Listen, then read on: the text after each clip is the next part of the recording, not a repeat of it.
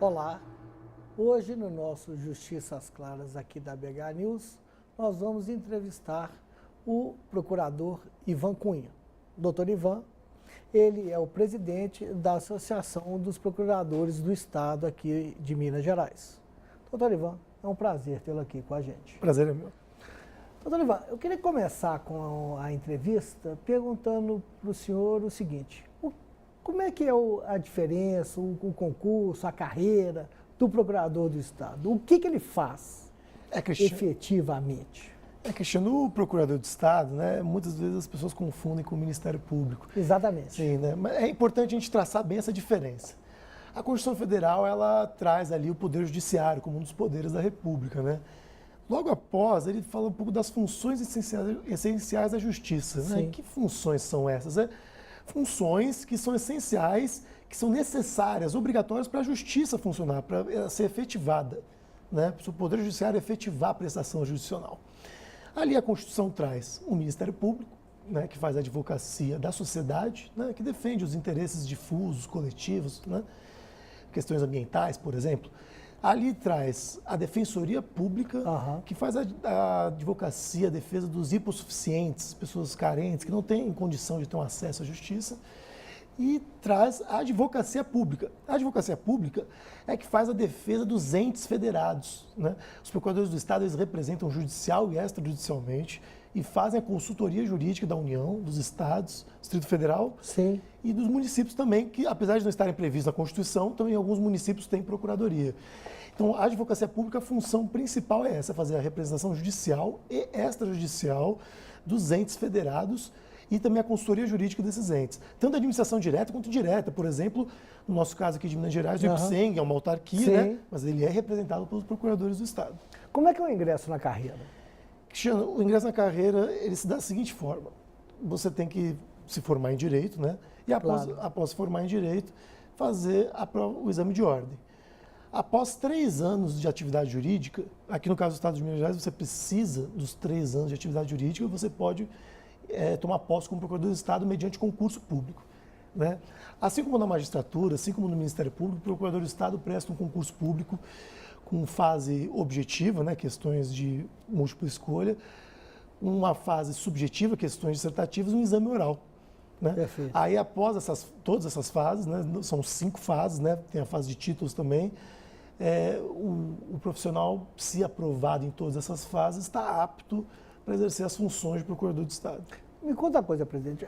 Hoje, o procurador do Estado, ele atua, obviamente, para todo aqui no nosso estado de Minas Gerais. Mas a sede é aqui em Belo Horizonte.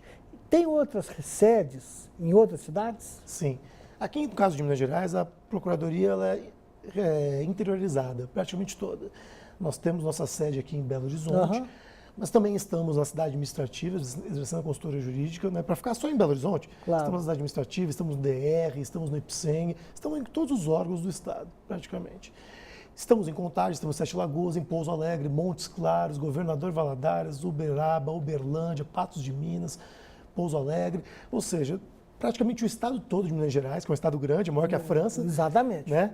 E nós estamos presentes fisicamente em praticamente todo o estado. Não com a estrutura ideal, né? Claro. Não com a estrutura de trabalho ideal. Carecemos muito de estrutura, mas dentro das nossas limitações, né, nós fazemos o possível para atender o poder público e o povo mineiro. Sobre a estrutura, não vou abordar isso mais especificamente, mas eu queria saber do senhor uma coisa. Você, o senhor, o que for aqui. Você. No meu tempo, o procurador do Estado podia, paralelamente à carreira da procuradoria, advogar também, desde que o interesse não conflitasse. Ou seja, ele podia transitar no mundo privado ali. Essa limitação, ela existe hoje ou o procurador não pode mais advogar? Não. Hoje, no estado de Minas Gerais, o procurador do Estado ainda pode exercer a advocacia privada. Certo. Né? É uma prerrogativa, nem uma prerrogativa como um médico. Né? O médico, o fato de ele trabalhar para o Estado não faz ele deixar de clinicar. Né? Então, excelente resposta. Né? Então, o procurador do Estado, ele pode exercer a advocacia. Entretanto, na prática, né, eu até brinco que essa prerrogativa, essa vantagem que o procurador do Estado tem, é igual você dar um prato de sopa para a pessoa comer com garfo. né? Porque é muito difícil exercer a advocacia privada, tendo em vista o volume de trabalho, tendo em vista a falta de estrutura.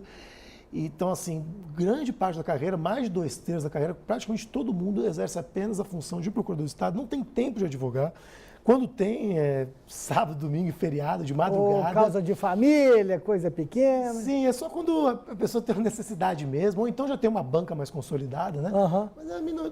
Mas a minoria dos casos. Então, assim, eu digo que é uma falsa prerrogativa, porque na prática é uma prerrogativa que você tem, mas você não consegue exercer.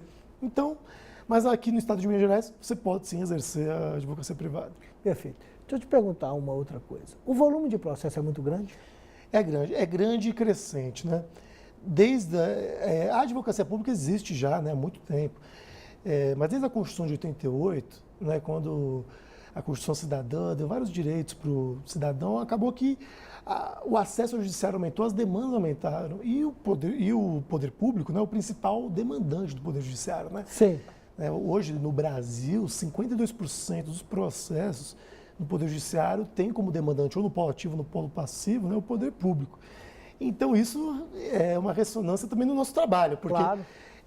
Se nós somos o maior demandante, também temos o maior número de trabalho. Os procuradores do Estado, hoje, aqui no Estado de Minas Gerais, o volume é absurdo, é um volume muito alto, e questões dos mais variados aspectos. Por exemplo, tem a questão dos servidores públicos que demandam contra o Estado, pleiteando direitos, interesses. Tem a questão, uma demanda crescente hoje, principalmente desde a Constituição de 88, e hoje está mais consolidada, é a questão das ações que versam sobre saúde, né? Pleiteando medicamento, pleiteando uma internação, e nessas ações o Procurador do Estado atua também. E é um volume muito grande de ações. E apesar que hoje, é importante falar, Cristiano, que a principal função do Procurador do Estado hoje está sendo no aspecto consultivo.